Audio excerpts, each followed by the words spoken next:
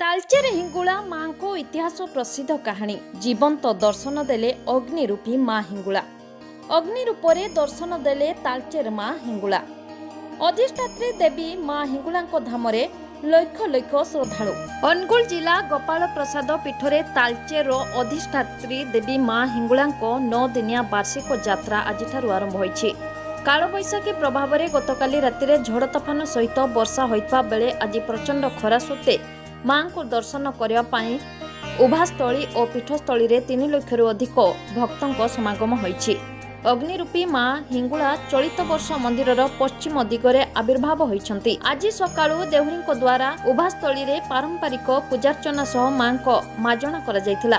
ପରେ ଠାକୁରାଣୀଙ୍କ ଉଭାସ୍ଥଳୀରେ ପୂଜା ଆରମ୍ଭ ହୋଇଥିଲା।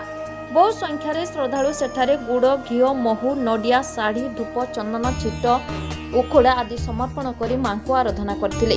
ବିଧି ମୁତାବକ ଅପରାହ୍ନରେ ମା ହିଙ୍ଗୁଳା ଓ ଫୁଟେଇ ଶୁଣି ଠାକୁରାଣୀଙ୍କ ଆଲମ ପୂଜା କରାଯାଇଥିଲା। ପରେ ବିଭିନ୍ନ ଗ୍ରାମର ପାଇକ ଦଳ, ଗୋପାଳ ଦଳ, ଘଣ୍ଟୁଆ ସେବକ ଓ ଭକ୍ତମାନେ ଆଲମକୁ ଏକ ଭବ୍ୟ ଶୋଭାଯାତ୍ରାରେ ପୂଜା ମଣ୍ଡପକୁ ଆଣିଥିଲେ। ସେଠାରେ ପୂଜାର୍ଚ୍ଚନା ପରେ ପଡ଼ିଆରେ ଉଭାସ୍ଥଳୀକୁ ଯାଇଥିଲେ। ଦେହୁରୀ ଓ ଅନ୍ୟ ସେବକମାନେ ଉଭାସ୍ଥଳୀରେ ପହଞ୍ଚିବା ପରେ ସେଠାରେ ଆଲମ ପୂଜା ସହ ଅନ୍ୟାନ୍ୟ ପୂଜାବିଧି ସମ୍ପନ୍ନ ହୋଇଥିଲା ଏବଂ ସନ୍ଧ୍ୟାରେ ପୂର୍ଣ୍ଣାହୁତି ଦିଆଯାଇଥିଲା। ଯାତ୍ରାସ୍ଥଳୀରେ ବିଭିନ୍ନ ଉଠା ଦୋକାନ, ମନୋହରୀ ଦୋକାନ, ଜଳଖିଆ ଦୋକାନ ଆଦି ଖୋଲାଯାଇଥିବା ବେଳେ ବିଭିନ୍ନ ଅନୁଷ୍ଠାନ ପକ୍ଷରୁ ଶ୍ରଦ୍ଧାଳୁମାନଙ୍କୁ ମାଗଣାରେ ଅନ୍ନ ପ୍ରସାଦ, ସରବତ, ତରଭୁଜ, ଆଇସ୍କ୍ରିମ୍ ଆଦି ବଣ୍ଟନ କରାଯାଇଥିଲା।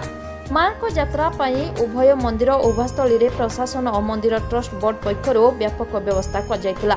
ମାଙ୍କ ପୀଠ ସହ ଉଭାସ୍ଥଳରେ ସିସି କ୍ୟାମେରା ଲଗାଯାଇଥିବା ବେଳେ ଶ୍ରଦ୍ଧାଳୁମାନଙ୍କୁ ସୂଚନା ପ୍ରଦାନ ପାଇଁ ଉଭୟ ଉଭାସ୍ଥଳ ଓ ମନ୍ଦିର ପରିସରରେ ସୂଚନା କେନ୍ଦ୍ର ଖୋଲାଯାଇଥିଲା। ଏଥିସହିତ ଶ୍ରଦ୍ଧାଳୁଙ୍କ ପାଇଁ ମାଗଣା ସ୍ୱାସ୍ଥ୍ୟ ଶିବିର ଠାରୁ ଆରମ୍ଭ କରି ଶୀତ ତାପ ନିୟନ୍ତ୍ରଣ ପର୍ଯ୍ୟନ୍ତ ସମସ୍ତ ବ୍ୟବସ୍ଥା କରାଯାଇଥିଲା ଏବଂ ଭକ୍ତମାନେ ଅଗ୍ନିରୂପ ମା ହିଙ୍ଗୁଳାଙ୍କ ଦର୍ଶନ କରି ଶାନ୍ତି ଶୃଙ୍ଖଳାର ସହିତ ଭକ୍ତମାନେ ଘରକୁ ଫେରିଥାନ୍ତି। ତାଳଚେରରୁ କଲ୍ୟାଣ ପ୍ରଶ୍ନ ବେହେରାଙ୍କ ରିପୋର୍ଟ, ନ୍ୟୁଜ୍ 1 ଓଡ଼ିଆ।